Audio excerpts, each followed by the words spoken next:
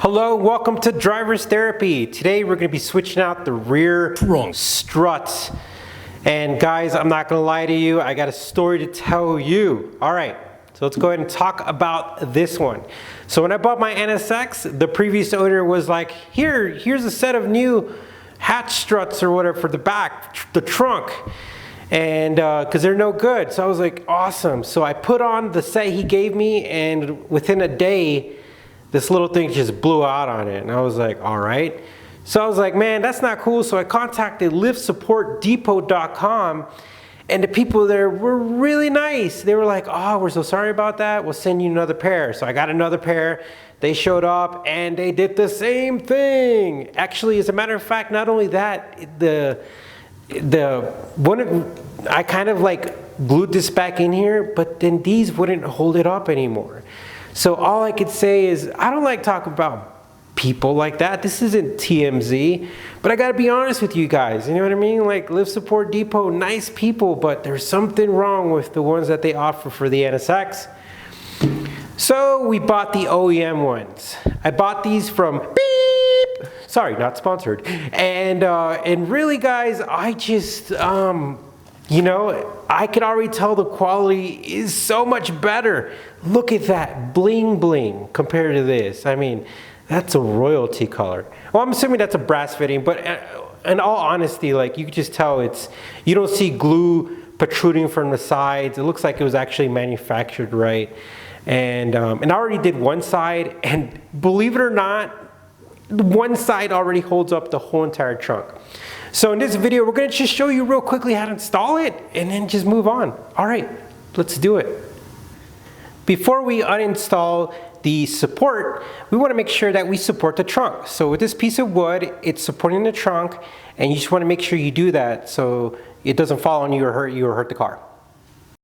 Now, before we start, we're going to pretty much put on some iPro because we're going to be removing this little clip right here. And we don't want it to fly, and we don't want it to hit anyone. And I am using a smaller little flathead, and these can actually break. So it's just important to cover your eyes. Also, what I'm going to be doing is I'm just going to be slowly navigating through both sides here.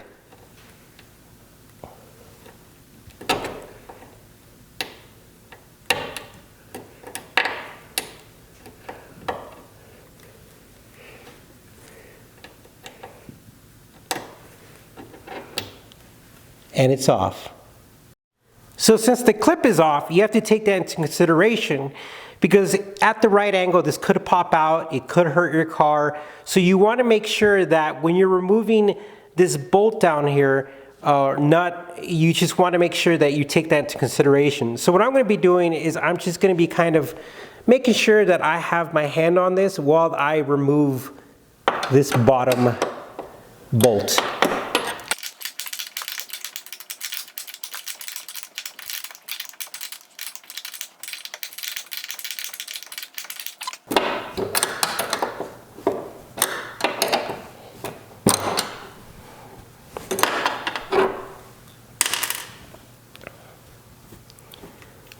And it's off. So we're going to put in a new one, and all we have to do to kind of get ready is we're going to take this ball and we're going to stick it in here until we hear a click or feel a click. And it's in there. Okay, let's go ahead and install this support. So what I'm doing is I'm going to go ahead and just tighten down this bolt. Not all the way, because I want a little bit of play, but not too much play. And then I have to put this on here. But if you see, it's not a perfect fit. And what I'm going to do is I'm going to gently, I'm going to ask at least to pull up on it, but you also have to be careful with the board. So we're going to go ahead and push up on the trunk, making sure the board doesn't fall. I got the board. And I'm going to slide this in there just like that. But we can't lay it down all the way, but I can at least put the board back up and lay it down gently on the board. There you go. And then I'm going to add the clip. Okay, I'm going to go ahead and install this clip. And it's kind of a little bit of a process because you got to set it in there, but it doesn't sit in there perfectly because you have to push it down. So what I do is I'm going to install that there, and then I'm going to, while trying to protect everything, I'm going to use my flathead and add some pressure from the top. And that's why I have iPro, because this is just one of those jobs that makes you a little cautious. And it's in. And when it's installed, it should kind of do a little bit of a rotating thing. It should seem like it's free, but it's actually in there. So the aftermarket one was a 13 millimeter, but this is a 12. So let's go ahead and tighten it down.